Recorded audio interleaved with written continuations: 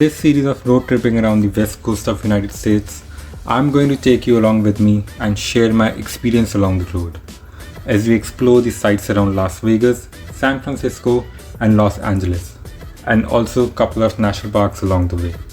So sit back and relax and don't forget to subscribe to see the complete series.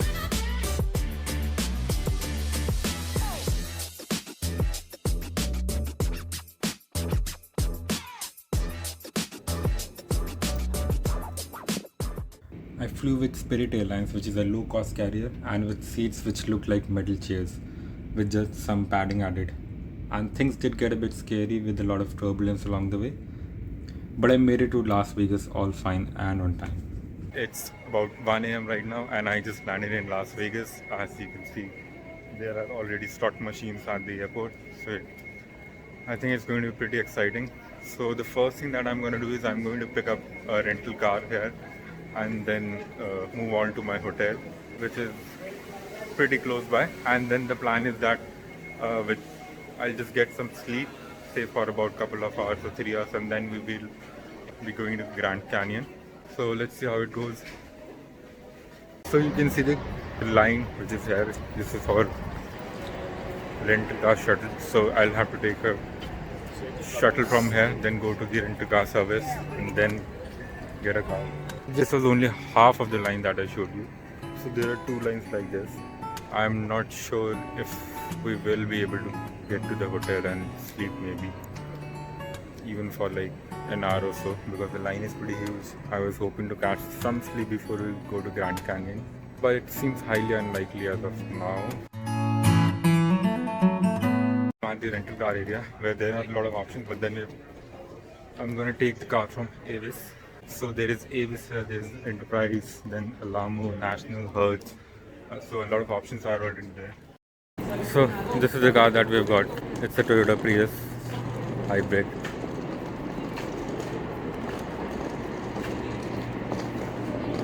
So now we are good to go.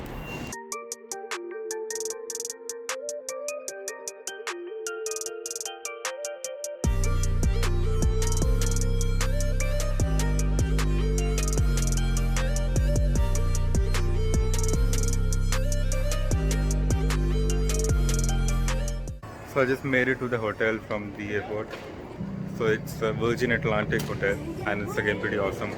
So the slot machines are there the minute you enter. Again, the complete Las Vegas vibe that is there. So the entire floor has slot machines for you to start playing right when you enter playing. It's pretty kind of late, or I should say early in the morning, but people are there. People are checking in, people are playing.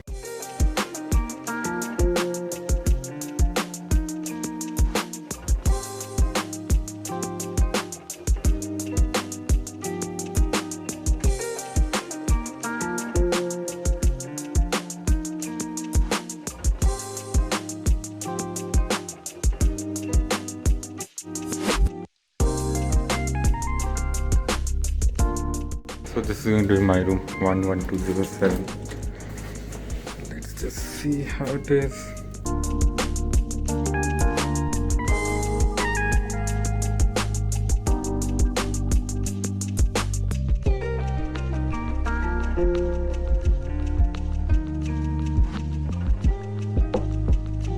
Actually didn't sleep for like an hour or so, whatever we had before going to Grand Canyon, but then I was pretty hungry, so I came downstairs, and they have, like I said, they have 5 or 6 restaurants on site and gym and everything. So I'm out here in one of the restaurants and having that typical American breakfast stuff, an omelette with avocado, hash browns and coffee and iced cappuccino. So I'm just waiting for my friends to come. I think they are here. Yeah, one of them is here. We're waiting for a couple of others to come to join us, and then we'll be heading to Grand Canyon and also the lower Antelope Canyon.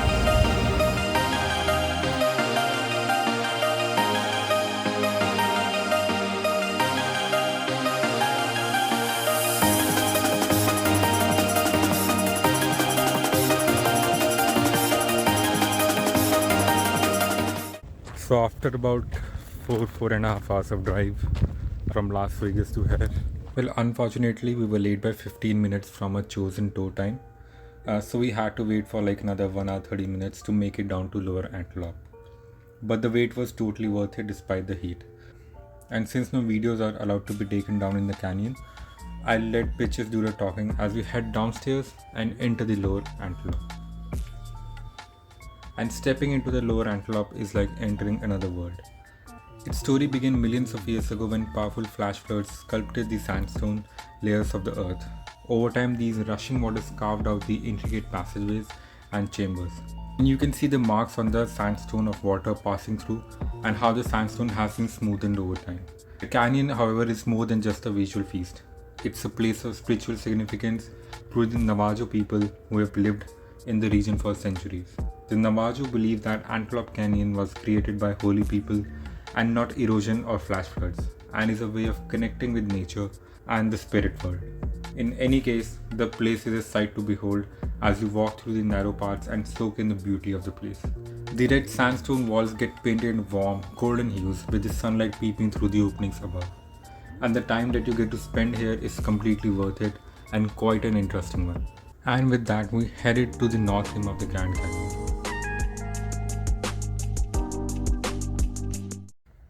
So we finally made it to the Grand Canyon National Park here in Arizona.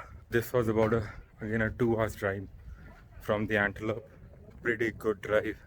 Roads were pretty good, but then again, there was nothing much to eat on the way. I could only find a Burger King, so I had my lunch finally there. And now we're here. So the first spot was supposed to be right behind me, which is the Watchtower, the Grand Canyon Watchtower, which again gives you some breathtaking views.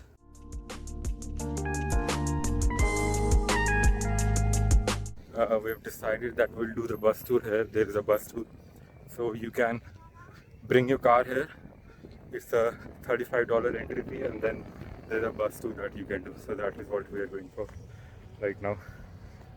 See you guys on that. So we encountered an amazing viewpoint just right now. This is called the Navajo viewpoint, which gives epic, like absolutely epic views of the Grand Canyon.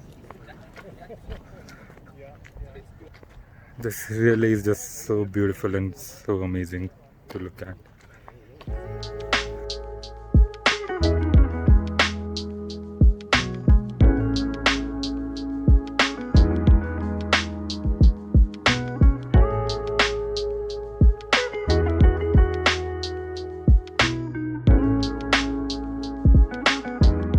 North Rim stands at over 8,000 feet above sea level and offers a unique perspective of this magnificent canyon.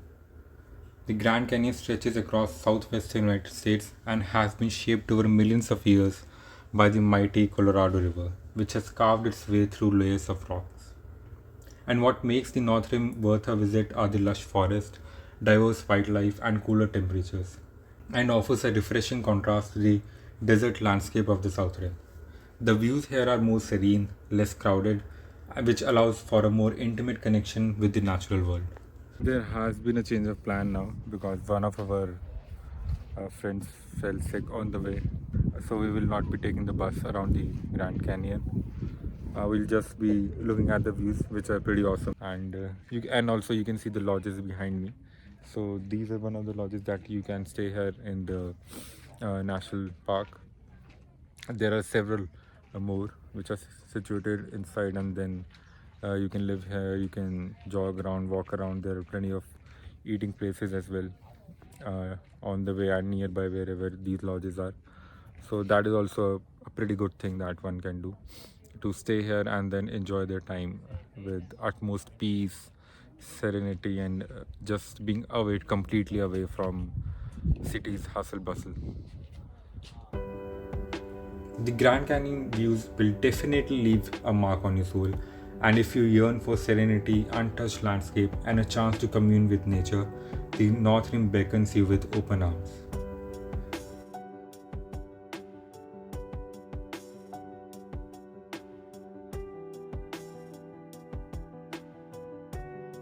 And with both these places covered, we called it a day and moved back to Las Vegas.